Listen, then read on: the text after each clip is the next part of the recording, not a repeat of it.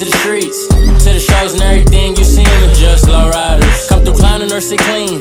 But I love to see the cars leap. I see them watch. Just lowriders. Bumpers checking on repeat. And bending corners on the 3. You see them watch. Just lowriders. Flipping switches in them streets. Or at the show sitting clean. I see them on. Just lowriders. What's up, guys? Today I'm on my way to go shoot episode 15. I've been on it every weekend, I feel like. Almost every Sunday, even throughout the week, I've been dropping a few different episodes. So I've been consistent with it. It's going good so far. Thank you guys for watching, subscribing, and all that. Just trying to give you guys something new to watch throughout the week.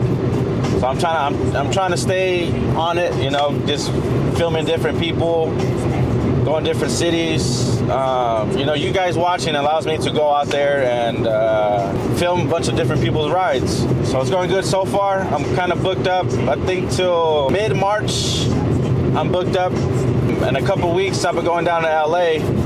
So I got a few episodes coming from out that way. So you guys stay tuned for that. But as of today, I'm on my way to Patterson, California. I'm gonna go check out this bomb truck out there. So let's go check it out. Made it here, about to go check out the truck. Let's check it out. Hey Carlos, what's up, man? How you doing? Good to see you, man. How you been? Good. All right, hey. Thanks for letting me come by and check it out. Hey, no problem, man. I'm glad you stopped by. What do we got right here? The junk. The junk, it don't look like a junk. It's called the Junk 53. Oh man, I had this truck about over 30 years. I bought it from the original owner, second owner. Nice. So I was lucky about that. And I found this truck in Delhi, California, in a barn. So Barn find. Barn find, man. Floor's like brand new inside. So it's all original, all pristine? It was all original when I got it, yeah. It took me about maybe 2 weeks to get it running to drive it home. Oh, yeah, I had to drain the tank and all that stuff, good stuff. So this is my one project, only project, and I'm still working on it. Never done. Never ending, huh? Yeah, never ending, man. Always updating. Can we see it out here in the sun? Sure. Let me start it up. The junk. Sick.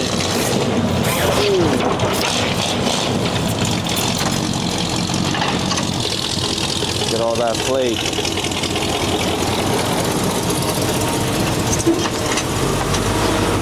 Super flaked out. Right? Wow. Yeah. Benji from Customs, yep, he did a paint job for me. Not too many trucks like this. A little different, that's for sure. So in 30 years, 30 came years. a long way. Yeah, I used to drive it every day to work, man. It was my daily driver for a minute there. Then I started doing more and more, and like, okay, that's time to drive it on the weekends and drive it to shows. That was it. So is this your first car? My third. First car I ever had was a '63 Impala in high school, Nice. And I lifted that up. Just the front end was lifted up, and then I sold that. Actually, my brother wanted it, so I gave it to my brother, and then I ended up get down the road picking up a '68 Impala, which same thing. I lifted it up, and I drove that to work when I started working, and then I had a kid and family, so I couldn't do that, so I had to sell that Lowrider. Yeah, I did the family thing. Yeah, I did the family thing until I come across this truck. Actually, I had another truck, a 51 I used to drive to work. And that one was the floor. I started rebuilding the floor. And what happened was a co-worker of mine, he was dating a lady, and he goes, "Hey Danny, my girlfriend has a truck like yours. Maybe you look into it, be better shape than the one you had now." And I said, "Sure, if she wants to let me look at it, I go look at it." And I went over there and looked at it. First thing I looked at, the floors. And I pulled the original floor mat up on this truck, and it was like brand new. No rust, nothing. Nothing, man. And the truck was in the barn, so it didn't have no rust anywhere. Wow. So I ended up buying it for $500. No way. Yeah. Gave the lady $250 right there, and then I gave her the other $250 at the end of the month. So a super deal. Yeah, you don't find that no more. No, no way. No, not even for parts nowadays. I don't cover. Yeah, the lady's dad bought this truck in Arizona and drove it out. Dang. To Delhi. So, nice. So I had it ever since. How long you think it took you to build it the way it is now? Oh, to where it is now? Probably, oh my God, at least 20 years or so. And you full frame off build? Yeah, pretty much. I did subframed it, and then I came back and boxed it in the back, and then we had the bed off when we painted the truck. Everything was the fender. The only thing was left was the cab on. That was it. Dang. Well, the first time painted it. So you did everything to it. Yeah, so, I was learning. I was young and learning how to do things. Oh, so you did everything yourself? Yeah, I did everything myself. I'm not afraid to ask questions if I don't know how to do it. Yep. And if I can help somebody else do something else and do some horse trade, that's how I got this built, Nice. So And my brother, together. yeah, my brother was the one that really helped me out with the front end. So when I clipped the front end, he had a truck and he did it himself.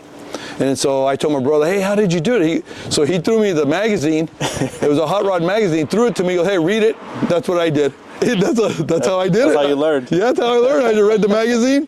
I went home and I'm like, oh my God, I'm going to cut this thing. So I cut it and I just, did what the magazine said. And it all worked out? Yeah, it worked out good. It had no issues. Wow. All the time when I take on it, before I go on a long drive, and if you guys know me, I drive it. Oh yeah. So, before I go out to a show or in long distance, I always go and do the maintenance. I check the crack for frames, check the wheel bearings, I check, oil, transmission oil. I check everything I need to check, and then we get on the road. Yep. So, try to have no breaks down. Yeah, because where we're at, everything is at least like, an hour out? Yeah. Driving, especially, cars like these? Yeah, an hour to 2 hours, Well, this one, I only drive about, 60 miles now, I used to drive it a little faster, but now I'm gotten older and the truck gotten older, so we both cruise down. We're taking slow down a little bit. Yeah. I like how you did the pumps back here. So how'd you get this idea right here? Definitely different. I did a side job for somebody, and he had 2 extra pumps, and he didn't really wanted them, so he gave them to me. He goes, I could sell them. And I was going to sell them, and then I thought, man, that'd be different if I put 4 pumps on a truck like that. I've never seen that before. So that's how this came out. This how it ended up like that, from a side job. And it stayed on here ever since? And it stayed out there, yeah. I had no room inside the bed, so I put them out here, and I haven't had no issue with no cops yet or nobody, so I've been lucky. So pumps on the top, the only thing inside is just the batteries, that's it? Yeah, just the battery and the speaker box and the cut through. Wow, that looks good like that. Okay. Take out the locked up. It's chromed everything out as well on the bottom. Yeah. Yeah, a lot of cleaning. Oh yeah. When you drive it, gotta clean it. Paint engraved. So how'd you get into lowriding? How'd that come apart? My brother. He got you into it? Yeah, my brother did. My brother is 6 years older than me. So my oldest brother was a hot rodder. Mm-hmm. He's the one that showed me how to, threw me in the magazine, read it. And then my other brother, Sanos, he was 6 years older than me. He was the lowrider, and then I have another brother, was David. He's 3 years older than me, and he was a hot rodder. So it was kind of like I had both worlds. I had a lowrider and a hot rodder. So I kind of learned that's how I learned how to work on cars, or learn, how things work. So nice. My brothers kind of taught me, and then when I got to high school, I took an automotive class, and then I figured out how the engine works, and then it was just kind of like got simple for me to understand how things work, and I just started doing stuff by myself. That's how you learn, though. Yeah, that's how you learn. I wasn't perfect at the beginning. Yep. Who is? Yep, no, that's for sure. So yeah, my brother's the one that kind of got me into all my brothers, but one of my brothers was a lowrider. He's the one that got me hooked in it. Yeah, he's the one. He had a 64 Impala root beer brown when I was a kid in junior high. Ooh. And he would come pick me up at school in the car, so it was pretty cool. And when you went to high school, you had your own Impala going there? Yeah, when I think I was a junior or senior when I got my car. Wow. And I drove that car my last year to high school, the 63 Impala. Dang. Lifted up, just the front was lifted. That's good enough right there. Yeah, I learned. That was fun. Anything nice under the hood? Yeah, we got things done, chromed up. Not really no engraving on the engine, because I drive it a lot. So it's just a crate motor, 350 crate motor, full bolt main with 350 tranny in it. It drives good, I have no problem. It drives like a car, power steering, power brakes. You drive it everywhere. Yeah, I drive it everywhere. There's no trailer queen. Only long hauls like LA, yep, Reno, On the trailer. Arizona, then I'll drive a trailer. But other than that, here to San Francisco, Bakersfield, I'll drive it. I have no problem. And you painted the frame as well? Yeah, we painted it up, touched it up. And, patterns. you know. Nowadays, you don't see too many cars with the thick white walls either. Oh, I know it. I love it, man. I had it from day one, and I don't think I'll ever get rid of that. Dang, I remember seeing this truck when it was just blue. Yeah. Nothing too crazy to it. Yeah, this is original blue when I painted it the first time. For sure has came a long way. Yeah, it sure has. So this one's going nowhere. Yeah, I ain't going nowhere. One of my grandsons have it. One of my grandsons, probably Fernando, the one that I'm always with me. I think he'll be the one that takes over when it's time for him to start driving and have fun with it, like I'm doing now. Keep it going. Yeah, so he loves it. So he'll be the next generation to have the truck. Let's check out the interior. Dang. Super clean in and out. Nice lockup. And you three-wheel this too as well? Yeah, we could three-wheel it. It does it, but I'm now my other goal is to make it drive three-wheel. That's my goal now. So it can stand three-wheel, but I can't drive it three-wheel because of the axle. I got a shorter axle than the frame, so I have to do some tweaking. Yeah, I'll do some more modification down the road to make it drive three-wheel. But that's my goal now, to make it drive three-wheel. But even with a truck like this, you don't see cars like that three-wheeling, even locked up this high. Yeah, I got the idea from the idea I got this from is from a buddy of mine from another car club out of Modesto, Nacho from Scanless. So one day I was over there helping him work on his car, and he had a '63 convertible he was working on, and he had up on his bench. He had a chrome rear end. And I go, hey, what's that for? He goes, oh, that's my convertible. It's a Toyota rear end. He goes, so because everybody has to go narrow to three-wheel it with the skirts on. Yep. And I go, oh, really? And I go, yeah. I go, you know what? I want to try to do the same, on my truck. I think I could do it. And he goes, well, I have a rear end at home. You want it? He goes, I'm not going to use it. And I go, are you sure? He goes, yeah. He goes, let's go to my mom's house and go pick it up. So the rear end I have in my truck today came from Nacho from Scanless, and it's a '86 S10 rear end, and that's what I use. It's the same length as a Toyota, maybe a little bit shorter, and that's what I have in here now. And and the wishbone that I have on here, I got the idea from the Impala. So that's what they use on their cars to three-wheel it. So the wishbone setup and everything. Yeah, the same setup. I just used the Impala, the trailing arms. Oh yeah. The trailing arms I got off of a '62 Impala. I extended them out 8 inches, and then the wishbone I just bought from Black Magic, and I just added it on, and just like an Impala. That's where I got the idea from. It made it work. It made it work. Yeah. Like I say I'm going to try it. I mean, what's the worst that I work? Go back to the old way. Yep. It looks good. Yeah. So I got the idea. Kind of bench idea from Nacho, being there at Nacho, see how that rear end looked. So gave the truck a whole new look with the lockup. Yeah, it locks up high, man. They got telescopic ones. Those are goes up to 18 inch. Ooh.